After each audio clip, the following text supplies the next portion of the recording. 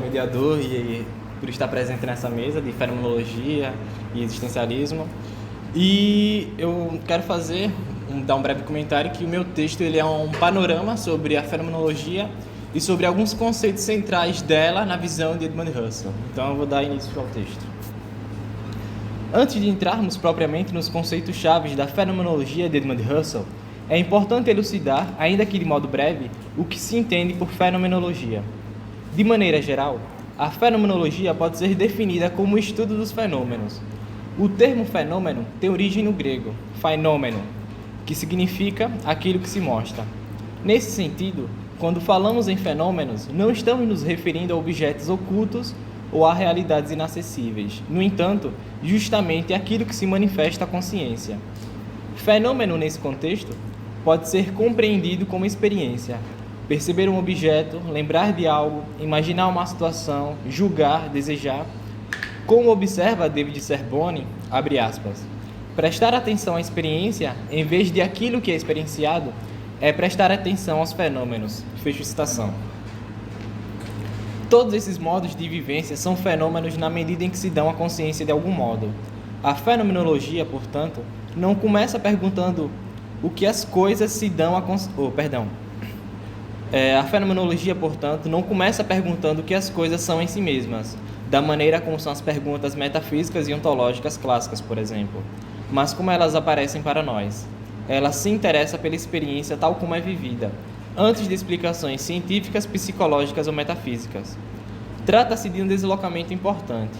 O foco não está no mundo enquanto objeto externo, mas no modo como o mundo se manifesta na experiência consciente. O fundador da fenomenologia, como a conhecemos hoje, é o filósofo alemão Edmund Husserl. Para ele, a fenomenologia não é apenas mais uma corrente filosófica entre outras, mas um método rigoroso de investigação. Seu objetivo é fornecer à filosofia um caminho seguro para examinar seus próprios fundamentos, sem recorrer a pressupostos não examinados. Com a fenomenologia, Husserl pretende fazer da filosofia uma ciência rigorosa. O termo ciência, nesse sentido, não deve ser entendido no mesmo sentido das ciências naturais, que explicam os fenômenos por meio de leis causais e experimentação empírica. Segundo Husserl, ciência significa um conhecimento sistemático, metódico e fundado na evidência. Trata-se de uma investigação que busca clareza conceitual e validade universal, sem reduzir a experiência a dados empíricos ou construções hipotéticas.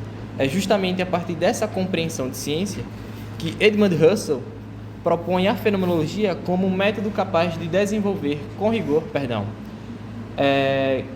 que propõe a fenomenologia como um método capaz de descrever com rigor as estruturas fundamentais da experiência.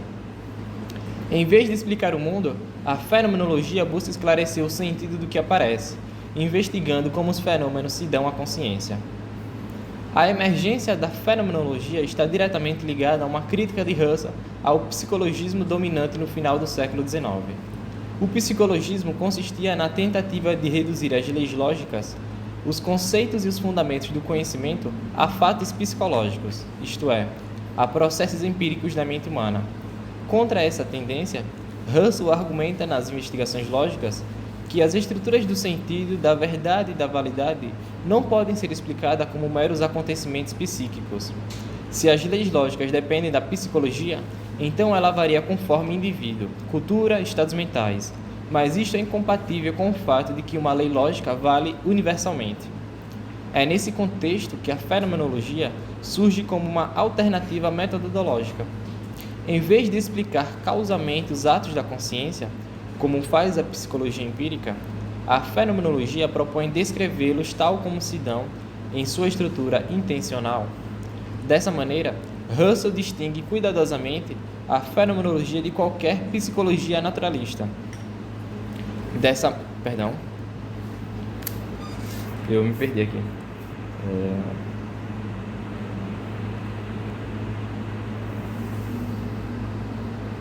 Aqui, achei, perdão. Embora ela investigue a consciência, não o faz como fato da natureza, mas como campo de sentido. Por isso, a fenomenologia pode ser entendida em um primeiro momento como uma investigação descritiva da experiência, mas que ultrapassa os limites da psicologia ao buscar condições essenciais e não empíricas da significação e do conhecimento. O que abordaremos a seguir, portanto, são alguns conceitos chaves da fenomenologia de Edmund Husserl que nos permitirão compreender melhor as principais questões às quais ele se dedicou e o alcance filosófico de sua proposta. Esses conceitos não devem ser entendidos como elementos isolados, mas como momentos de um mesmo esforço, o de retornar à experiência e investigá-la de modo rigoroso.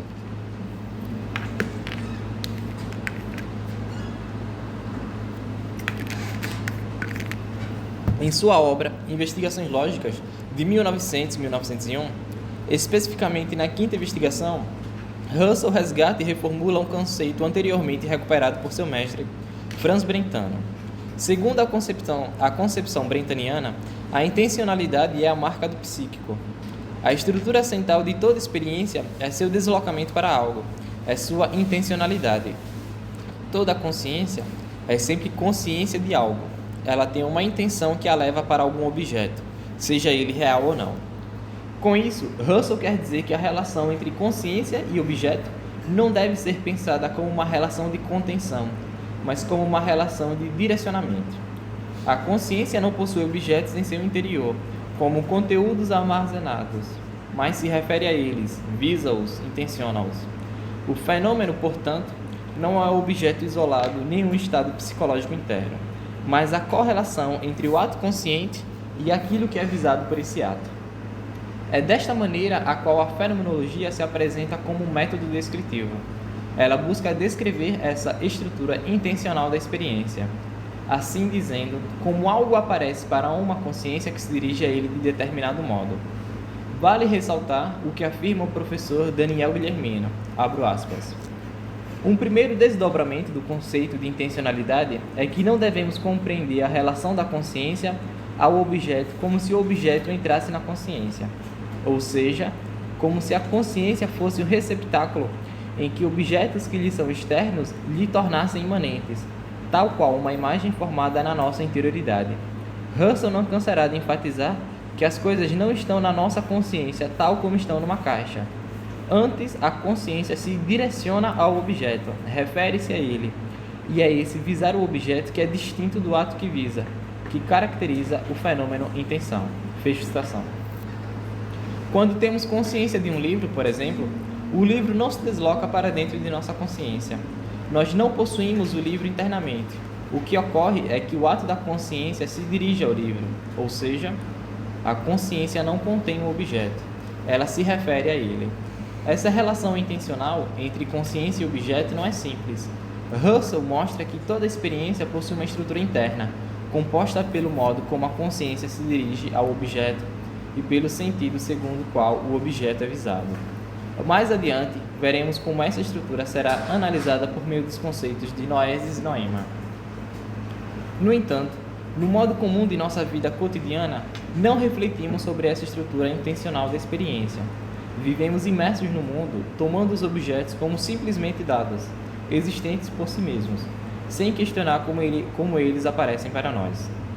Husserl chama esse modo espontâneo e não reflexivo de nos relacionarmos com o mundo de atitude natural. Na atitude natural, não colocamos em questão o sentido da experiência, mas apenas nos movemos no interior dela, lidando com coisas como se sua existência fosse evidente e indiscutível. A fenomenologia, entretanto, exige uma mudança dessa atitude, pois seu interesse, como vimos, não é simplesmente afirmar a existência das coisas, mas compreender como elas se manifestam à consciência.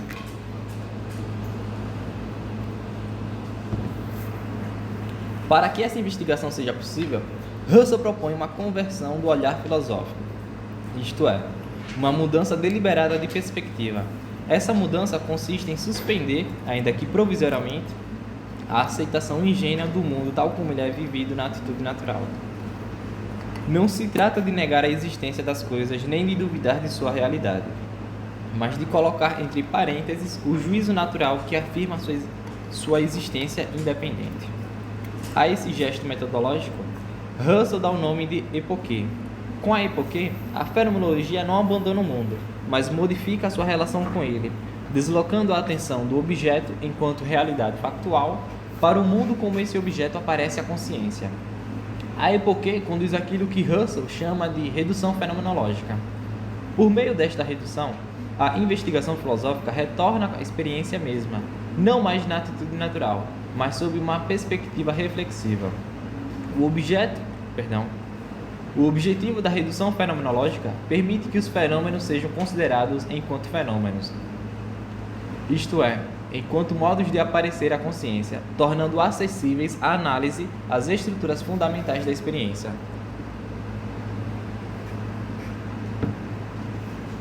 A máxima russelliana, retornar às coisas mesmas, reforça esta ideia. Ela sintetiza o método fenomenológico, focar na maneira como os fenômenos se mostram à consciência e descrever o que aparece, exatamente como ele se dá, buscando alcançar a essência das coisas através da Epoché.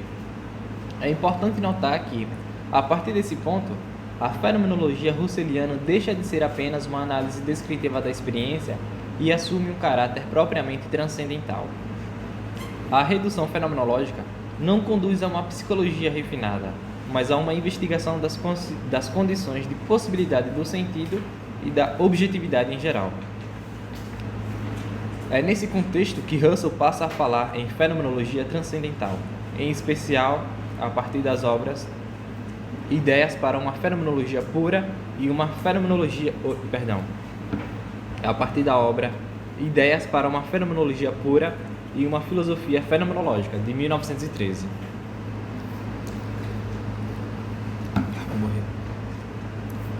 O interesse da fenomenologia não é explicar como a mente funciona enquanto fato natural, mas esclarecer como qualquer objeto, qualquer mundo e qualquer verdade pode aparecer como dotados de sentido para uma consciência.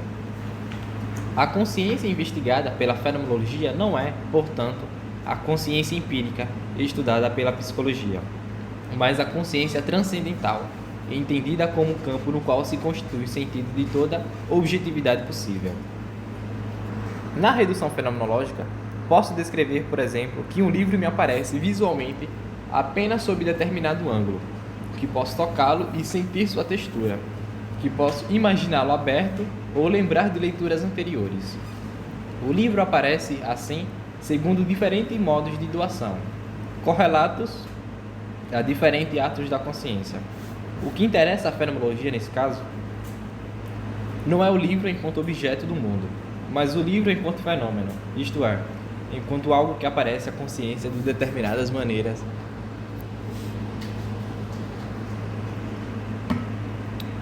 Segundo David Serboni, com a redução fenomenológica, presto atenção à apresentação do mundo ao meu redor e de mim mesmo, em vez de aquilo que é apresentado. A redução é, assim, um tipo de reflexão. Para Russell, o domínio da reflexão é o campo fundamental da fenomenologia. É desse modo que a fenomenologia busca esclarecer o sentido da experiência, analisando rigorosamente como os fenômenos se manifestam à consciência. Obrigado. Russell mostra que a experiência possui uma unidade interna fundada no fluxo temporal da consciência, no qual passado, presente e futuro se articulam. É nesse fluxo que um objeto pode aparecer como o mesmo ao longo das vivências, embora nunca se dê de modo completo. Os objetos se manifestam sempre de forma perspectivada, por meio de adumbrações sucessivas, o qual não constitui uma limitação da percepção, mas um traço essencial do modo de aparecer dos objetos à consciência. Importante notar que as adumbrações não são vivências isoladas. Os lados que já foram vistos e aqueles que ainda podem ser vistos permanecem implicados na experiência, presentes como um horizonte. Obrigado. Ao girar um livro ou... Deixa eu beber água.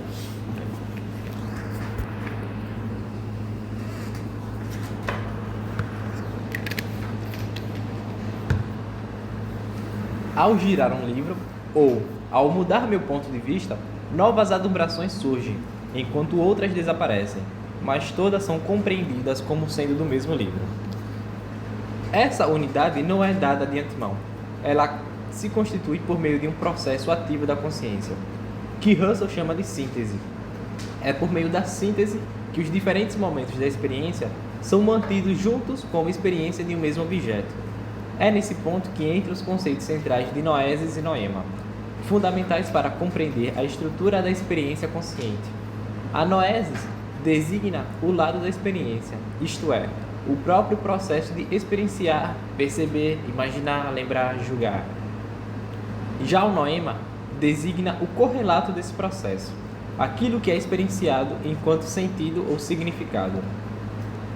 O noema não deve ser confundido com o objeto enquanto coisa existente no mundo. Trata-se antes do objeto tal como é significado na experiência, independentemente de sua existência real ou não. Assim, posso pensar em um livro real, em um livro imaginário ou mesmo em um personagem fictício. Em todos os casos, há um noema que orienta a consciência para algo.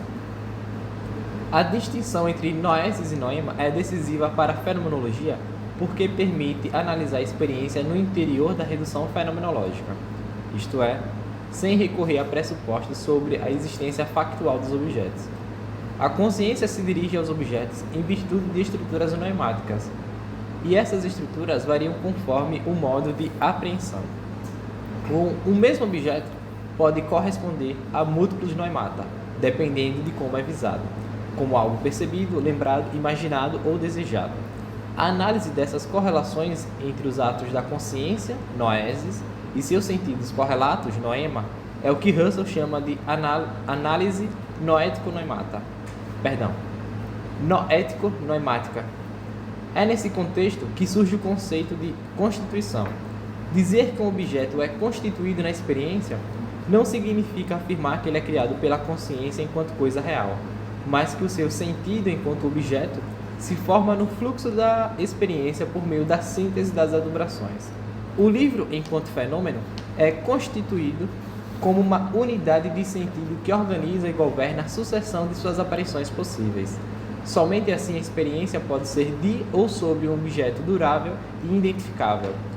Essa constituição envolve sempre um horizonte de possibilidades. Quando tomo como um objeto real, comprometo-me implicitamente como uma série aberta de experiências possíveis. Posso vê-lo de outros ângulos, tocá-lo, folheá-lo, aproximá-lo ou afastá-lo. Se essas possibilidades se realizam conforme esperado, a experiência se confirma. Se não, sou levado a revisar o sentido do objeto. É por isso que Russell afirma que a experiência de objetos irreais como imagens, ilusões ou alucinações corresponde a sistemas degenerados de adubrações, no quais o horizonte de possibilidades se rompe abruptamente, produzindo aquilo que pode ser descrito como uma ruptura do horizonte noemático. Desse modo, a fenomenologia mostra que a experiência consciente não alcança os objetos por meio de explicações causais, mas o constitui no nível do sentido, articulando tempo, horizonte, síntese, noesis e noema. É assim que se torna possível responder a três questões fundamentais. A experiência é possível porque possui uma estrutura temporal e sintética. Ela tem conteúdo porque se organiza em correlações noético-noemáticas e ela é de ou sobre algo porque os objetos se constituem como unidades de sentido no próprio fluxo da consciência. A fenomenologia, tal como fundada por Edmund Husserl, não deve ser compreendida apenas como uma doutrina, entre outras, nem como um objeto fechado de teses filosóficas.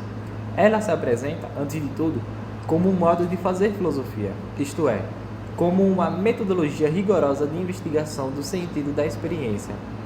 Seu gesto fundamental consiste em deslocar o olhar filosófico.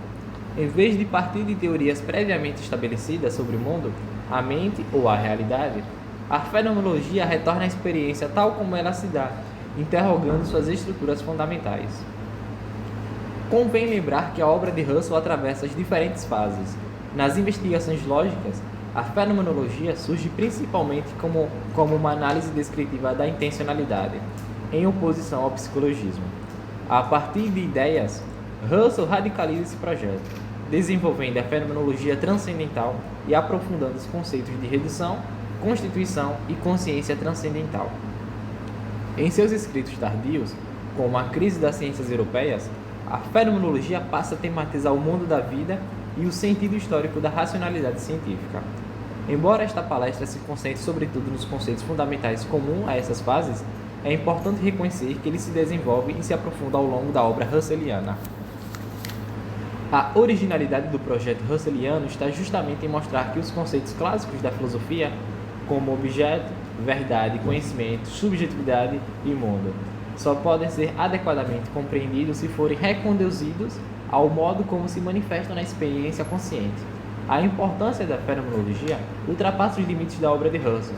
Ela inaugura um campo de problemas e um método que influenciará decisivamente a filosofia do século XX, atravessando áreas como a ontologia, a ética, a filosofia da mente, a hermenêutica e a filosofia existencial. Mais do que fornecer respostas definitivas, a fenomenologia ensina um modo de interrogar, um exercício constante de atenção ao aparecer, ao sentido e às condições de possibilidade da experiência. É isso. Obrigado.